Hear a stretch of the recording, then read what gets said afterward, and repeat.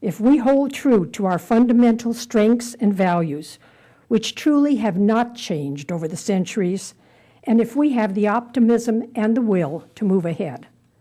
Our greatest strengths lie in our culture of innovation and entrepreneurship, our social dynamism, our university system, and the decentralization of power and culture.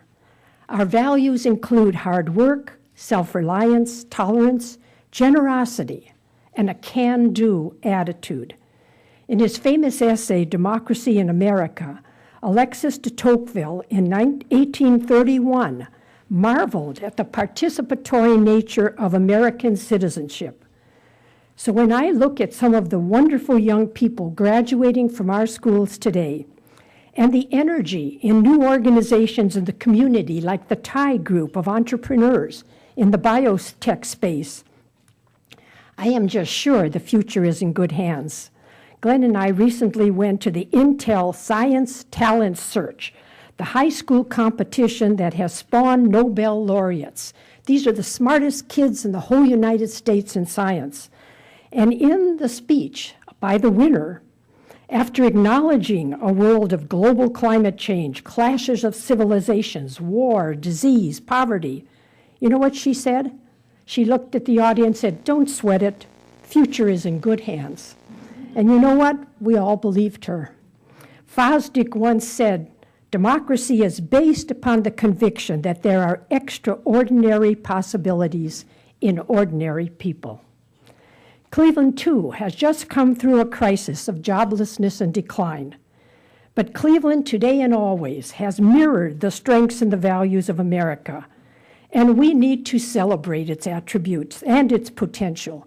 And with Mr. Singh, sing, "I love America, I love Cleveland" every day. And you all know why. Cleveland wears an emerald necklace and has a crown of jewels. Our jewels are the finest cultural, educational, health, and civic institutions in the country. The Cleveland Orchestra. You have to travel to Vienna to hear number 2. The Cleveland Museum of Art, offering free admission still to one of the greatest art collections in the U.S. Playhouse Square Foundation, attracting over 1 million visitors a year to downtown Cleveland for entertainment right off Broadway.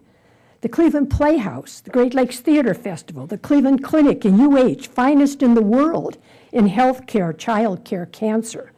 Rock and Roll Hall of Fame, Great Lakes Science Center, one of the finest in the US, and now a NASA Visitor Center. The Botanic Garden, the Holden Arboretum. I mean, you know, I was telling Glenn what I was going to say, and he says, "You're saying too many." I said, "But no, I have to say, this is Cleveland, a blue lake, and our green metro parks. East 4th Street, the Warehouse District, Tremont, Shaker Square, the West Side Market, CWRU, University of Akron, CSU, Kent, Oberlin, world-class universities, the Cleveland Foundation, Gund Foundation, corporations and individuals, providing the amazing philanthropy that helps us to fund our dreams. Sports teams, and an abiding faith they will win someday. And soon a medical mart, a casino, and an East Flats project totaling over $1 billion in downtown development, plus an increasing in-migration of young people living downtown. We are going to fix our schools with a bold transformation plan and send more youngsters from the urban areas to college through the efforts of ePrep, Citizens Academy, and the Plain Dealer Today, and other high-performing charter and CMSD schools. And with the help of Cleveland Scholarship Program, the oldest college access program in the U.S., and IdeaStream, our wonderful public radio and TV that keeps us informed. We're moving into a wired, smart broadband community through efforts of one community to connect and catalyze transformations in healthcare, education, and government. We are the best location in the nation, and whatever happened to that great slogan that made us all feel so good?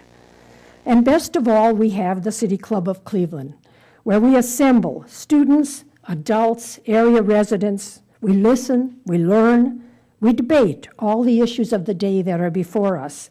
Talks on politics, county government, social, educational, current trends. We freely question, and we respectfully disagree or agree. I am often reminded of the words of Voltaire, "I disapprove of what you say, but I will defend to the death your right to say it." It is because of organizations like the City Club that we can continue to promote the American dream, the one my immigrant parents instilled in me from my earliest memories. I was taught that we live in a rare country, one which has offered its citizens the most affluent life in the history of the world and the most freedom, a precious gift that we must appreciate and protect. Freedom is fragile if citizens are ignorant. Nothing is more important to eventual world peace and prosperity than to have an educated populace. Education can end poverty, reduce crime, and cure illness. It provides hope for the future. But with freedom, there is also a responsibility to provide opportunity for all citizens to achieve their maximum potential through the gifts of education and the ability to realize their every dream. These are the things we listen to every week at the City Club of Cleveland. This is where we renew our dreams and strengthen our convictions to work even harder for the things we believe in. My favorite quote is by Eleanor Roosevelt, who said, "The future will be determined by the young, and there is no more essential task today than to bring before them once more, in all its brightness, in all its splendor and beauty, the American dream." So thank you to the City Club for this great honor you've given me today, but especially for helping our nation and our city continue to bring before us all so we can recommit to it, the American dream. Let's all sing, "I love Cleveland and God bless America," every day of our lives. Thank you.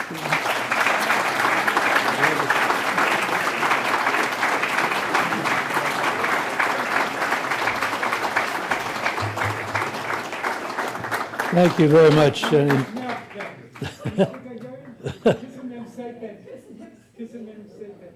The Hungarian table is speaking.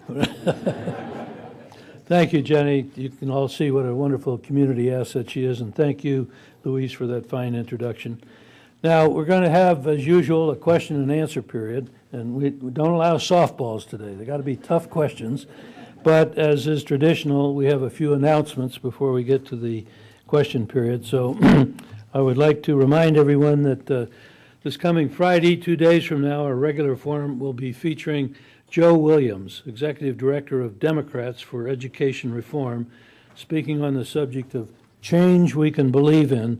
Can pragmatic progressives save American public education? Want me to repeat that?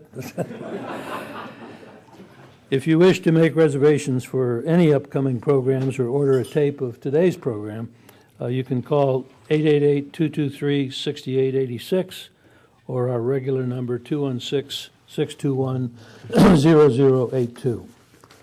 And I think that's all we have by way of announcements. So now we'll come to our traditional questions and answer period. We welcome, as you know, questions from anyone, including guests, including Mrs. Lustig, including Dr. Brown, Glenn Brown. And we like politically incorrect questions in this particular session. And it looks like Mr. Brooks has the first question. And where is our microphone? Oh, you have it. I'll use this one. Okay, he'll come up here.